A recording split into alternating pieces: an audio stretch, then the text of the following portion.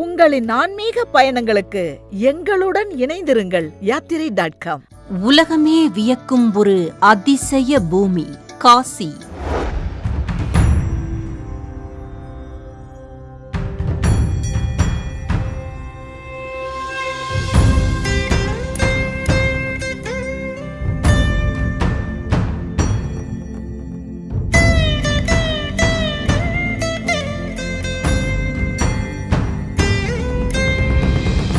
மனித வாழ்வில் கட்டாயம் ஒருமுறையேனும் அனைவரும் தரிசிக்க வேண்டிய ஒரு புண்ணிய கஷேத்திரம் காசி. கங்கையின் அழகை காசி படித்துறைகளில் கண்டு ரசிப்பதற்காகவே உலகமெங்கிலும் இருந்தும் வருடந்தோறும் லட்சக்கணக்கானோர் காசிக்கு வந்து செல்வதை பார்க்கலாம்.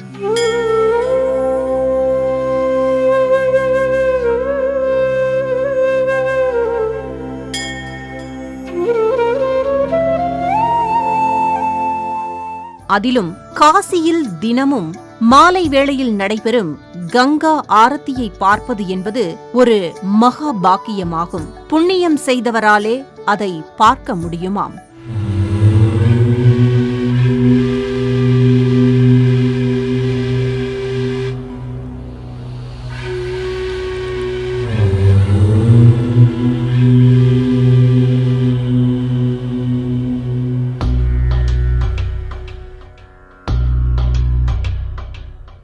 வாழ்வில் எத்தனை பெரிய பாவம் செய்திருந்தாலும் அந்த பாவமெல்லாம் தீர்க்கும் சக்தி கங்கைக்கு உண்டு. கங்கையில் மூழ்கும் போது இனி வாழ்வில் எந்த ஒரு பாவமும் செய்ய மாட்டேன், இதுவரை செய்த பாவங்கள் அனைத்தும் இத்தோடு என்னை விட்டு நீங்கட்டும் என வேண்டியபடி காசி படித்துறைகளில் இருக்கும் கங்கையில் மூழ்கினால் நிச்சயம் பாவங்கள் அனைத்தும் தீருமாம்.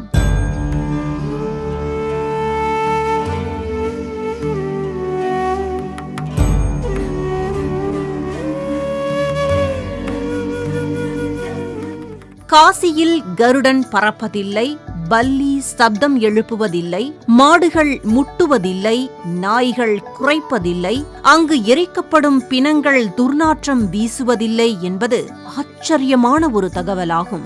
ஞானிகள், யோகிகள், சித்தர்கள், முனிவர்கள், ரிஷிகள், தேவர்கள், ஏன் தெய்வங்கள் கூட காசியில் வாசம் செய்வதாக ஐதீகம். பிறந்தால் முக்தி திருவாரூர், நினைத்தால் முக்தி திருவண்ணாமலை, தரிசித்தால் முக்தி சிதம்பரம். அந்த வகையில் இரக்க முக்தி கிடைக்கும் ஸ்தலம் காசி.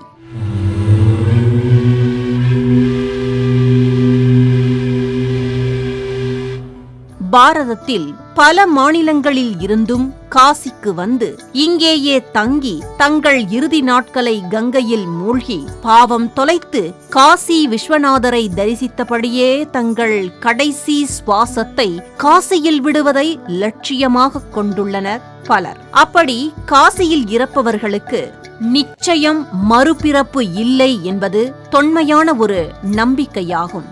மேலும் காசியில் இறந்தால் முக்தி கிடைக்க சிவனே உதவுவதாகவும் கூறப்படுகிறது.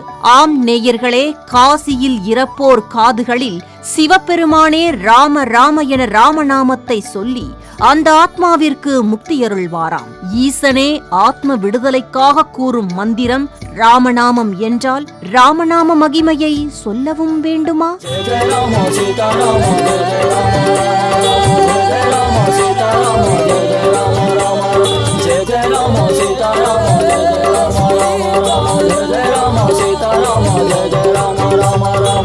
ராமநாமத்தை யார் கூறினாலும் மனம் அப்படியே லேசாவதை உடனே உணரலாம்.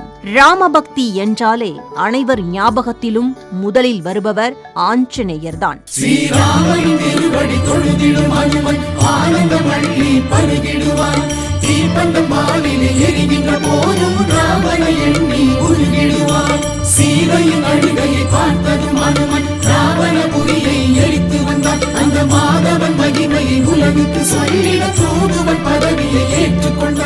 அவர் ராமநாமத்தை சதா சர்வகாலமும் சொல்லி அதன் மூலம் அவர் செய்யாத அதிசயமே இல்லை எனலாம். ஆஞ்சநேயர் போலவே தன் வாழ்நாள் முழுவதும் ராமநாமத்தை மனதுள் ஜபித்தபடியே திருவண்ணாமலை தெருக்களில் தன்னை நாடி வருபவர்களிடம் தன்னை ஒரு பிச்சைக்காரன் என அறிமுகப்படுத்திக் கொண்டார் ஒரு யோகி. பக்தர்களின் குறைகளையெல்லாம் தீர்த்து எதை கேட்டாலும் அதையெல்லாம் வாரி வழங்கிய வள்ளலாவார். அவரை பார்த்தால் நம் வீட்டு தாத்தா போல நம்மில் ஒருவராக ஒரு விசிறியோடு காட்சி தந்தாலும் பக்தர்களின் கர்மாவை சர்வ சாதாரணமாக தீர்த்து வைத்த சித்தர் அவர். யோகி ராம் சுரத் குமார்.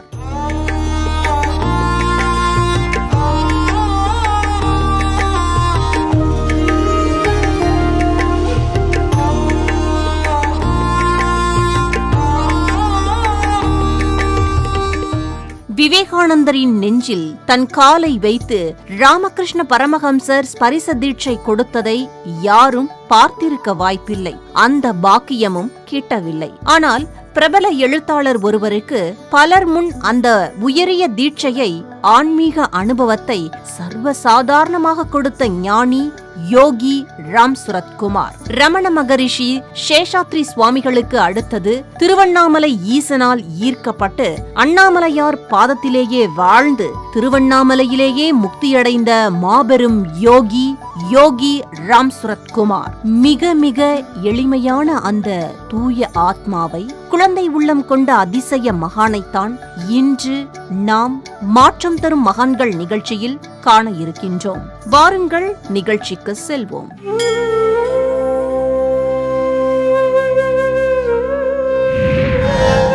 விதியை மாற்றும் யோகி ராம் சுரத் குமார்.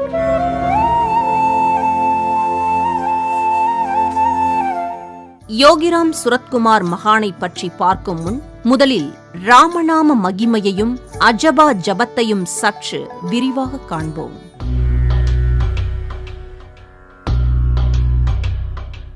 ராமநாமமும் அஜபா ஜபமும். மனித மனமானது சுவாசத்தை அடிப்படையாக கொண்டு எண்ணங்களால் செயல்படுவதாகும். தீராத பிரச்சனைகளால் சதா சர்வகாலமும் கவலை அல்லது பயத்தோடு வாழ்பவர்களுக்கு சீரான சுவாசம் நடைபெறாது. அதாவது நாம் சுவாசிக்கும் போது பிராணவாயு அடிவயிற்று தொப்புள் பகுதியில் இருந்து இழுக்கப்பட்டு நுரையீரல் முழுவதும் அந்த பிராணவாயு நிரம்பி அதே சமயம் மேல் நெஞ்சு சற்று பெரிதாகி பின்னர் இயல்பாக நுரையீரலில் இருக்கும் மொத்த கார்பன் டை ஆக்சைடையும் மெல்ல வெளியிட்டால் உடல் முழுவதும் இருக்கும் அனைத்து பாகங்களிலும் இரத்த ஓட்டம் நரம்புகள் மூலமாக சீராக பாய்ந்து உடலில் நோய் என்பதே இருக்காது. ஆனால் மனதில் கவலை இருப்பவர்களுக்கு சுவாசம் என்பது அடி சுவாசமாக இல்லாமல் மேல் சுவாசமாக நடக்கும். இதுவே நோய்களுக்கு அடிப்படை காரணம் என்கிறார்கள் டாக்டர்கள். பிபி என்று குறிப்பிடுவது சுவாச தடையால் உடலில் ஏற்படும் மாற்றத்தை தான். அதீத சந்தோஷமோ அல்லது துக்கமோ திடீரென ஒரு ஷாக் போல ஏற்படும் போது அது மனதை நேரடியாக பாதிக்கிறது. அப்பொழுது சுவாசம் தடைப்பட்டு நரம்புகளில் வாயு தங்கிட அது கொழுப்புடன் அழுக்காக இரத்த குழாய்களில் அடைப்பை ஏற்படுத்தி அது ஹார்ட் அட்டாக்கை உண்டாக்குகிறது. ஹார்ட் அட்டாக் மட்டுமல்ல, இப்படி பல நோய்கள் வர சுவாசமே காரணம் என்கிறார்கள். நோயை பற்றி அதிகம் நினைப்பவர் விடும் சுவாசம் நோயின் கற்பனையால் எதிர்மறை சக்தியை உண்டாக்கி பீதியால் சாதாரண நோயை கூட நிரந்தரமாக்குகிறது. எனவே சுவாசம் பாதித்தால் அதன் மூலம் உடலில் நோய் உண்டாகும் என்பது தெளிவாகிறதல்லவா? இப்படி சுவாசம் எண்ணங்களின் கைப்பாவையாக ஆகாமல் இருப்பதற்கு முன்னோர்கள் கண்ட ஒரு அற்புத வழிதான் அஜபா ஜபமாகும்.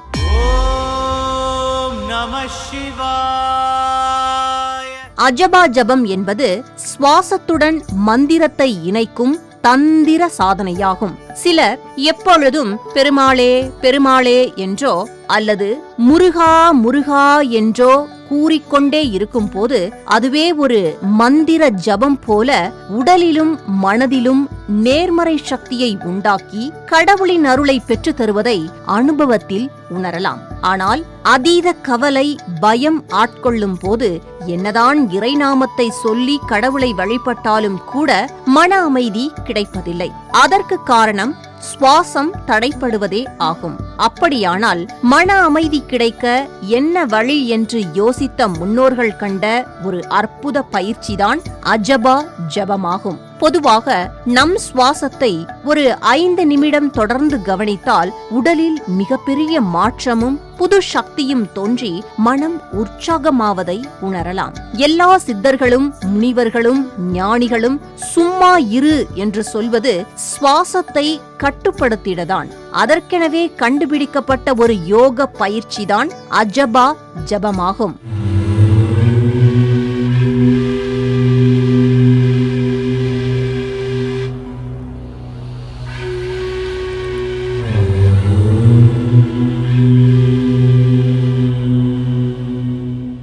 அஜபா ஜபம் என்றால் சுவாசத்தை கவனித்தபடி மந்திரத்தை கூறுவதாகும். சுவாசம் என்பது எண்ணங்களுக்கு தகுந்தாற் போல இயங்குவதால் தேவையில்லாத எதிர்மறை எண்ணங்களை தவிர்க்கவும் வராமல் தடுக்கவும் அஜபா ஜபம் சிறந்ததாகும். சுவாசம் மெதுவாக சீராக இயங்கினால் மனம் பலமாகும்.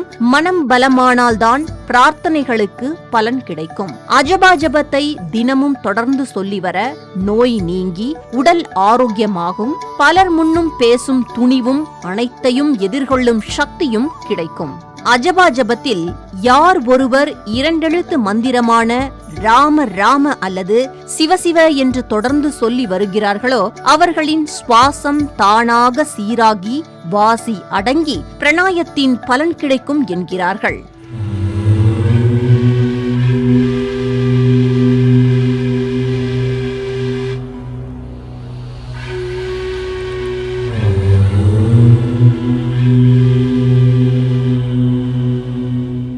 ஆஞ்சநேயர் இலங்கைக்கு செல்லும் முன் அவர் மனதில் இந்து மகா சமுத்திரத்தை எப்படி தாண்டுவேன் என்ற கலக்கம் இருந்ததாம். அப்போது அவரது சக்தியை அவருக்கு உணர்த்தியது ராமநாம ஜபமே ஆகும். அது மட்டுமல்ல, கள்வனாக இருந்த வால்மீகிக்கு நாரதர் சொல்லித்தந்த மரா மரா என்ற வார்த்தை ராம மந்திரம் என்று அறியாமல் அவர் தொடர்ந்து ஜபித்து வர அது ராம ராம என்றாகி பின்னர் அந்த ஞானமே அவரை ராமாயண காவியத்தை படைக்க வைத்ததாம். இத்தனை சக்தி வாய்ந்த ராமநாமத்தை தன் வாழ்நாள் முழுக்க தொடர்ந்து ஜபித்த மாபெரும் மகான்தான் யோகி ராம் சுரத்குமார். அவரின் திவ்ய சரித்திரத்தை இனி காணலாம்.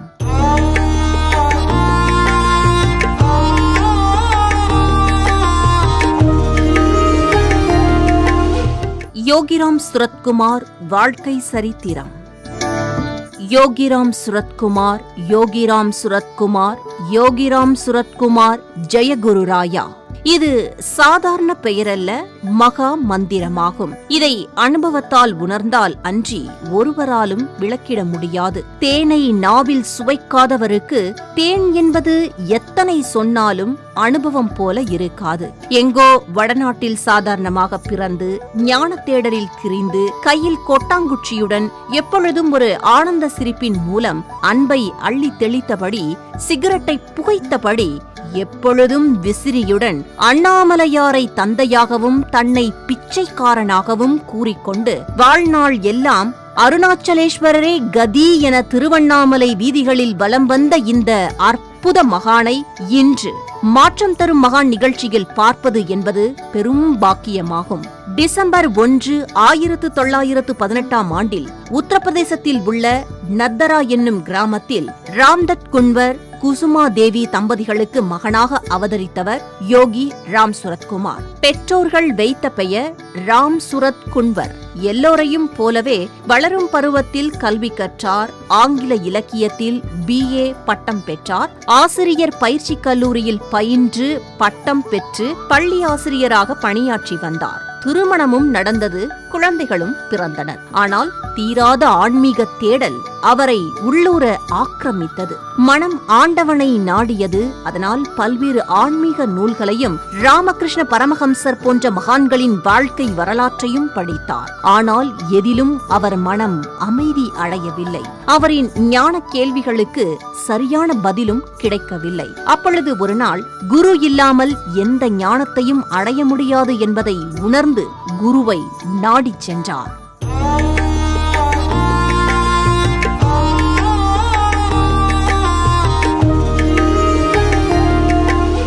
கபாடியா பாபா.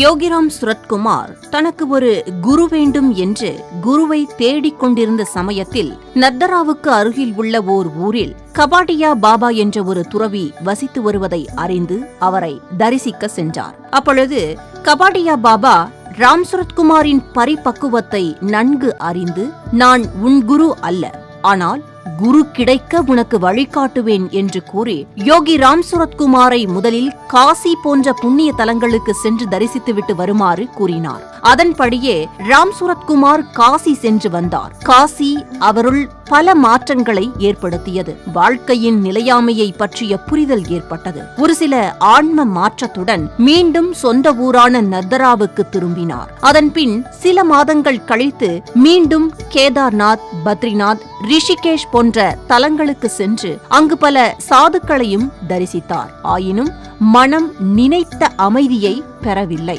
அதனால் கபாடியா பாபா, இம்முறை நீ தமிழகம் சென்று வா என்று கூறி யோகி ராம் சுரத்குமாரை தென்னிந்தியாவுக்கு யாத்திரை அனுப்பி வைத்தார்.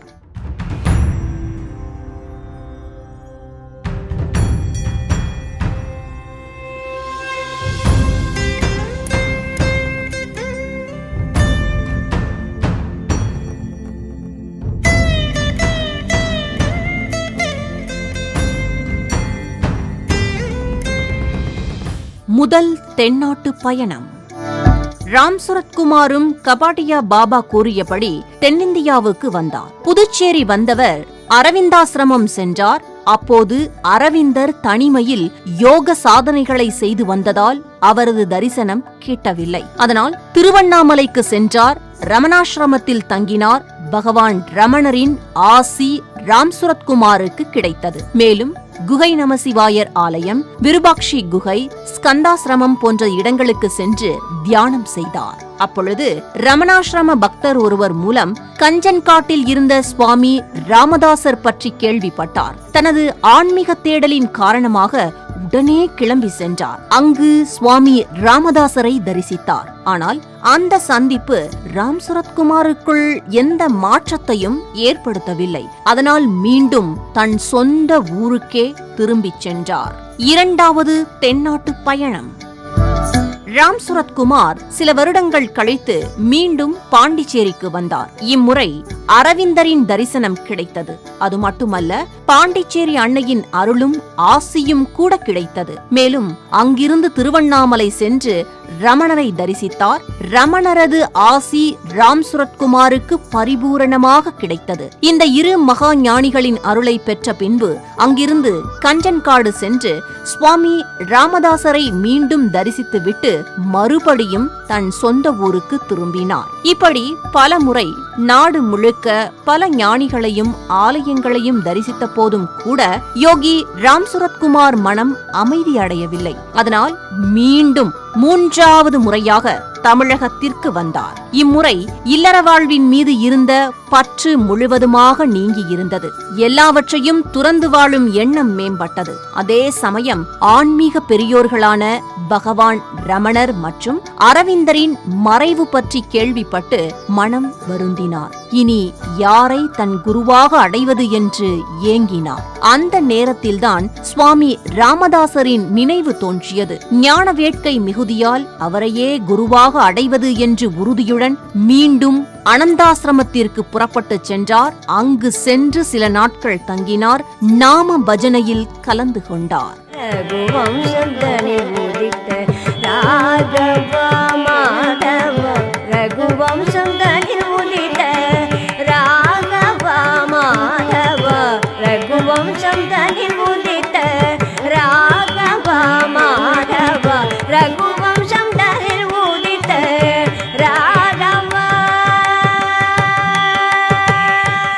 குரு உபதேசம்.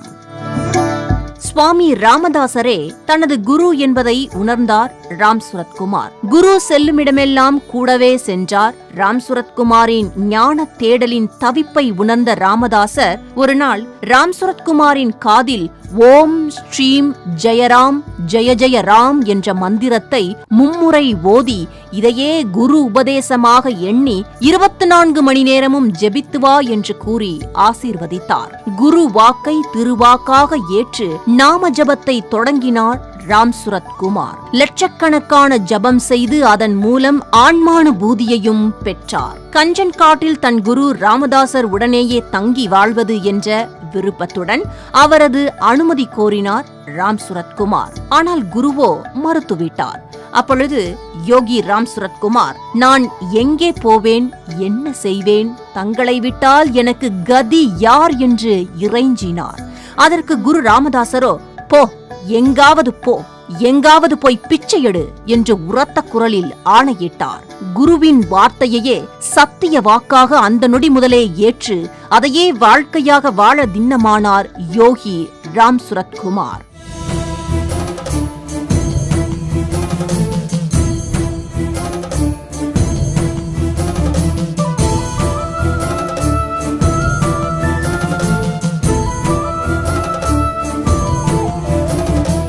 மனித மனமானது அகங்காரத்தை கொண்டது.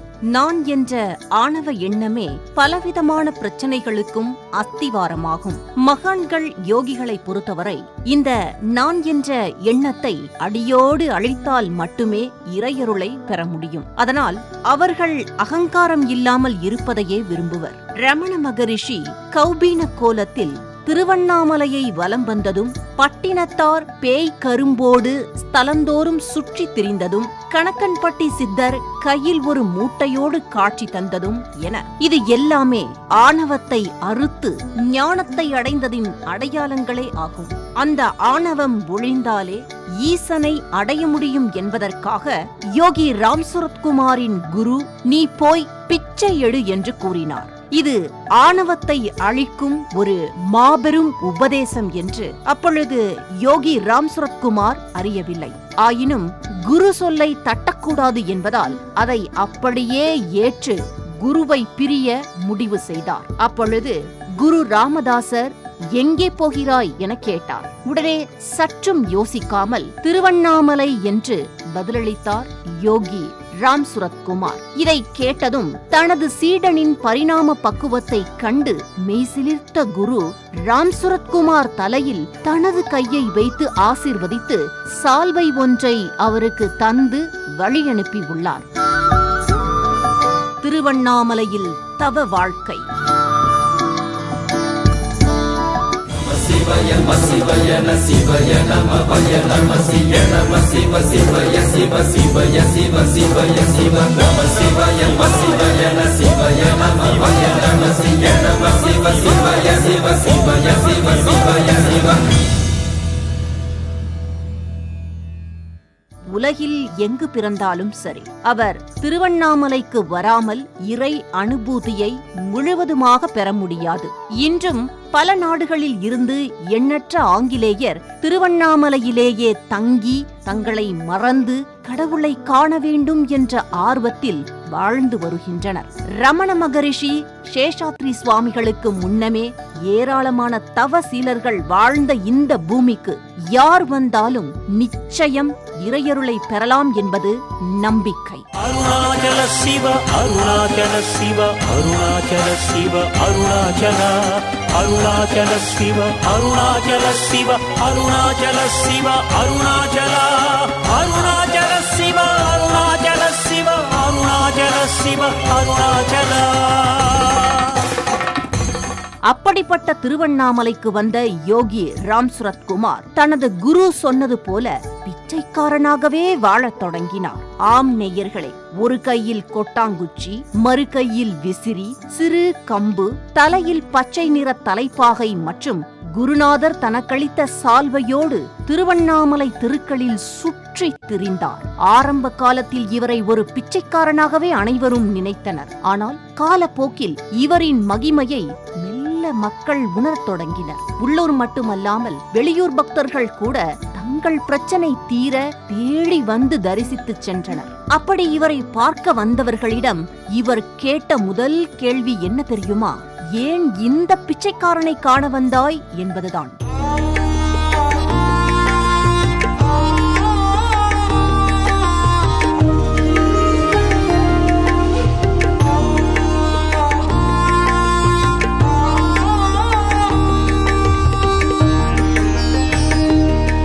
திருவண்ணாமலைக்கு வந்த புதிதில் ரயில் நிலையம் அருகே உள்ள புன்னை மரத்தடியில் வசித்தவர் பின்னர் அருணாச்சலேஸ்வரர் ஆலய வாசல், தேரடி மண்டபம் பல இடங்களிலும் தங்கினார். இறுதியாக 1995ஆம் வருடம் சந்நிதி தெருதான் அவரின் நிரந்தர வசிப்பிடமானது. இவர் தன்னை பெரிய மகானாக காட்டிக்கொள்ளாத போதும் கூட பகவானை சந்தித்துவிட்டு சென்ற பின் பலருக்கும் வாழ்வே மாறியது. தீராத கவலைகள் தீர்ந்தன.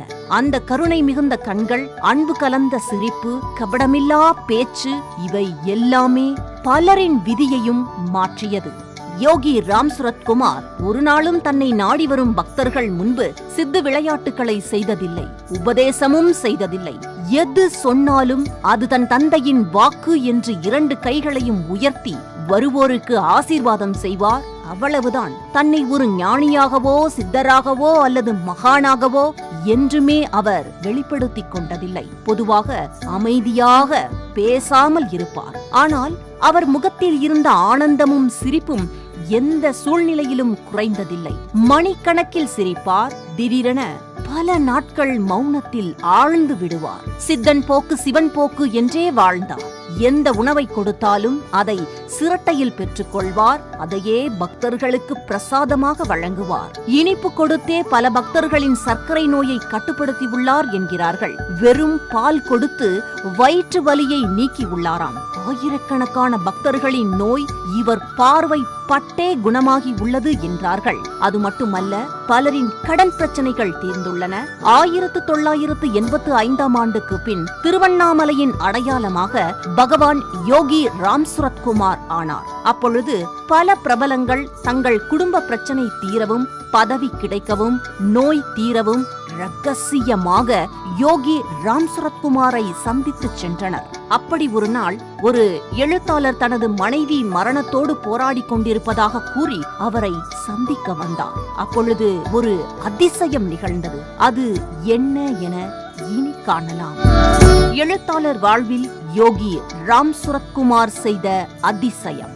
கடவுளின் சக்தியை உணரவும், மகான்களின் மகிமையை அறியவும் ஏதாவது சோதனைகள் வாழ்வில் வரவேண்டும் என்பார்கள். அப்படி ஒரு சோதனை பிரபல எழுத்தாளரான எழுத்து சித்தர் பாலகுமாரனுக்கு வந்தது. ஆம் நேயர்களே, அவரின் மனைவிக்கு மெனிஞ்சிட்டிஸ் எனப்படும் மூளைக்காய்ச்சலால் பாதிக்கப்பட்ட நிலையில் உயிர் பிழைப்பாரோ மாட்டாரோ என்ற மன போராட்டத்தில் இருந்தபோது யோகி Ram Suratkumar "Don't worry, she will be all right" என்று கூறி அனுப்பினார். என்ன ஆச்சரியம்! அவர் சொன்னது போல அவரும் பிழைத்துக் கொண்டார். அந்த நொடி முதல் எழுத்து சித்தர் பாலகுமாரன் யோகியாரின் தீவிர பக்தரானார். அதனால் பகவான் பாலகுமாரன் ஆத்மா இறை அனுபூதியை பெற ஒரு நாள் அவருக்கு ஸ்பரிச தீட்சையையும் கொடுத்துள்ளார். அது என்ன ஸ்பரிச தீட்சை என்று கேட்டோம்.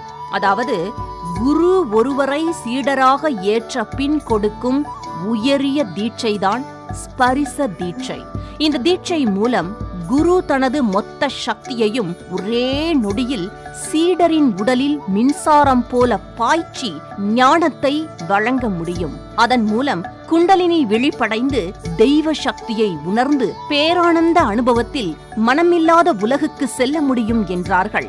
ராமகிருஷ்ண பரமஹம்சர் விவேகானந்தருக்கு கொடுத்தது ஸ்பரிச தீட்சைதான்.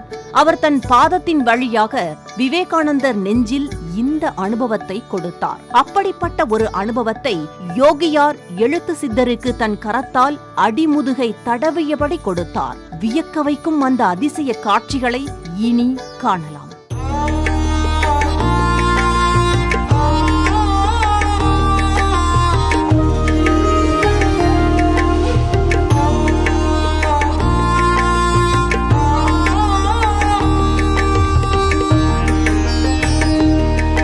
இப்படி இப்படி பலரை ஆட்கொண்ட யோகி ராம் சுரத்குமார் February 20, 2001 மண்ணுலக கடமையை முடித்துக்கொண்டு விண்ணுலகம் சென்றார். அவரின் ஜீவசமாதி திருவண்ணாமலையில் இருக்கிறது என்றார்கள். வழக்கம் போல எங்கள் குழு சென்னையில் இருந்து புறப்பட்டு திருவண்ணாமலைக்கு சென்றோம். திருவண்ணாமலைக்கு வந்ததும் முதலில் அண்ணாமலையாரை தரிசித்துவிட்டு யோகி ராம் சுரத்குமார் ஜீவசமாதிக்கு செல்லலாம் என்றார்கள். அதனால் முதலில் நினைத்தாலே முக்தி தரும் அண்ணாமலையார் கோயிலுக்கு சென்று மனதார தரிசித்தோம். அருணாச்சல சிவ அருணாச்சல சிவ அருணாச்சல சிவ அருணாச்சல அருணாச்சல சிவ அருணாச்சல சிவ அருணாச்சல சிவ அருணாச்சல அருணாச்சல சிவ அருணாச்சல சிவ அருணாச்சல சிவ அருணாச்சல.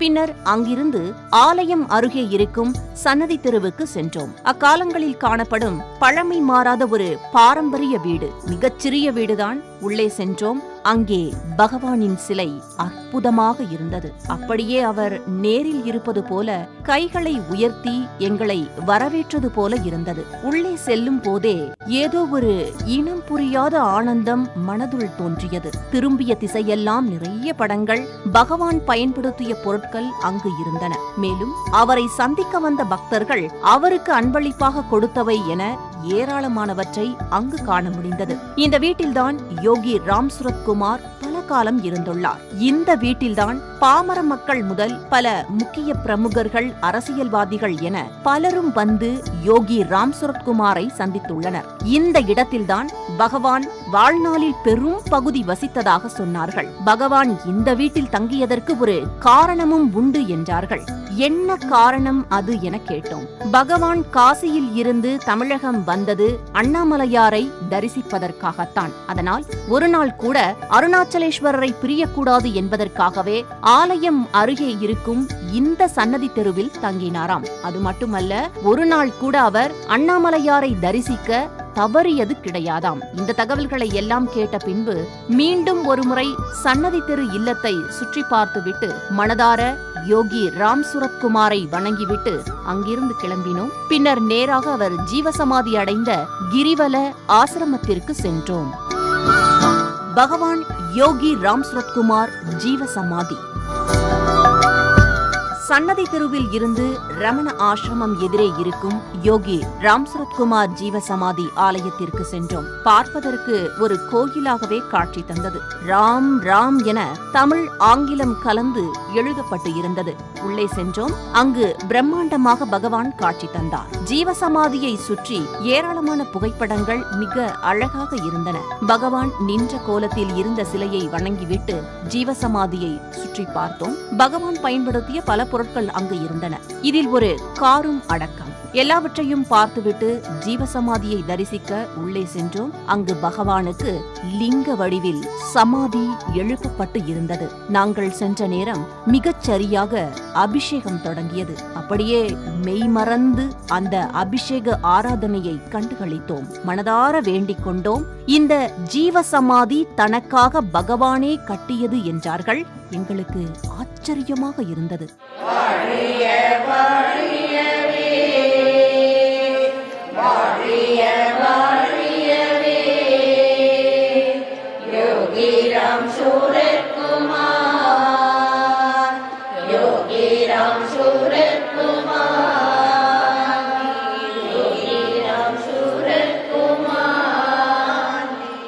அதாவது 1995 வரை சன்னதி தெருவில் வசித்து வந்த பகவான் அதன் பின் சுதாமா இல்லத்தில் வசித்து வந்துள்ளார். சுதாமா இல்லத்தில் கிட்டத்தட்ட 5 ஆண்டுக்கு மேல் வாழ்ந்து வந்த பகவான் தனது இறுதி காலம் நெருங்குவதை ஞான திருஷ்டியில் உணர்ந்து இனி தனக்காக ஒரு தனி ஆலயம் தேவை என கூறி அதை அவரே வடிவமைத்துள்ளார். அது பூர்த்தியானதும் அவரும் தனது சுவாசத்தை நிறுத்திக் கொண்டார். ஆம் நேயர்களே, 2001 February 20 அவர் முக்தி அடைந்த பின் அவர் நினைத்தது போல இதுவே அவரின் நிரந்தர வசிப்பிடமானது. பகவானின் நாம சங்கீர்த்தனை இந்த இடத்தில் மிக அற்புதமாக தொடர்ந்து ஒலிக்கிறது. இங்கு வருவோர் பலர் அவர்கள் கையாலே பகவானுக்கு ஆரத்தி எடுப்பதையும் பார்க்க முடிந்தது. இங்கு பாடசாலை ஒன்றும் உள்ளது. நாங்கள் ஆசிரமத்தில் இருந்தபோது மாதாஜி மா தேவகியை தரிசிக்கும் வாய்ப்பு எங்களுக்கு கிடைத்தது. பகவான் ஸ்தூலமாக வாழ்ந்த காலத்தில் பகவானின் நிழலாக கூடவே இருந்து அவருக்கு பணிவிடை செய்யும் பாக்கியம் பெற்றவர் மா தேவகி. அவரிடம் பகவான் ராம் சரத்குமார் பற்றி சில நிமிடம் பேச வேண்டி கேட்டோம். அந்த அனுபவ வார்த்தைகளை இனி பார்க்கலாம். யோகி ராம் சரத்குமார் அப்படிங்கிற ஒரு பகவான் காசியிலேருந்து திருவண்ணாமலை வந்து அவருடைய அருளாட்சியை நடத்தினது நமக்கெல்லாம் ஒரு பெரிய வரப்பிரசாதம். இன்றைக்கி அவருடைய நாமம் யோகி ராம் சரத்குமார்ங்கிறது ஒரு பெரிய மந்திரமாக இருந்து எத்தனையோ பேருக்கு எத்தனையோ பிரார்த்தனைகள் எல்லாம் பூர்த்தி செஞ்சுன்னு வருது. என்ன ஒரு பிரார்த்தனையாக இருந்தாலும் கல்யாணம் ஆகாமல் ஒரு பொண்ணோ பிள்ளையோ ரொம்ப வருஷம் இருந்துட்டுருக்காங்க, ரொம்ப தவிக்கிறாங்க பெற்றோர்கள்னால், இவரோட நாமத்தை சொல்லி சொல்லி அந்த பிரார்த்தனையை செஞ்சு அவங்களுக்கு கல்யாணம் ஆகிடுறது. அதே மாதிரி குழந்தை இல்லாமல் கல்யாணம் ஆகி குழந்தை இல்லாமல் இருக்கிறவங்களுக்கும் அந்த பிரார்த்தனை வச்சு இந்த யோகி ராம் சரத்குமார்ங்கிற மந்திரத்தை சொன்னால் காரியபூர்த்தி ஆயிடும். வாழ்நாள் முழுவதும் ராம நாமமே ஜெயம் என சொல்லி வாழ்ந்து வந்த மகா யோகி தன் தந்தை அண்ணாமலையார் இங்கு எப்பொழுதும் இருக்க இந்த பிச்சைக்காரனை நாடி வந்த காரணம் என்ன என்று எல்லோரிடமும் கேட்ட மகான் குரு சொல்லை தட்டாமல் இறுதி வரை உறுதியாக பிச்சைக்காரனாக வாழ்ந்து ஏழை எளியோரின் கர்ம மூட்டைகளை வாங்கிக் கொண்டு ஆனந்த வாழ்வை அளித்த மாபெரும் ஞானி. இவரை தரிசிக்கும் பாக்கியம் கிடைத்தது முன்ஜென்ம பாக்கியம் என்றே சொல்ல வேண்டும். நேயர்களே, இந்த பயணத்தில் எத்தனையோ மகான்களை தரிசித்துள்ளோம். அவர்களை எல்லாம் சென்று தரிசிக்க முடியாவிட்டாலும் செல்ல வேண்டும் என்று ஒரு சங்கல்பம் செய்து கொள்ளுங்கள். நிச்சயம் குரு அருள் துணை நிற்கும். ஒரு நாள் உங்களுக்கும் அந்த பாக்கியம் கிடைக்கும். இறைவன் என்ற பிரபஞ்ச பேருணர்வு உலகம் முழுவதும் பரவி உள்ளது. யாருக்கு பாக்கியம் இருக்கிறதோ அவர்களுக்கு அது மகான்கள் மூலம் நிச்சயம் கிடைக்கும். அந்த தெய்வீக ஆற்றலை உணர கட்டாயம் எப்படியாவது ஒரு முறையேனும் தேடுதலோடு மகான்களின் ஜீவசமாதிக்கு செல்லுங்கள். நிச்சயம் உங்கள் விதி மாறும்.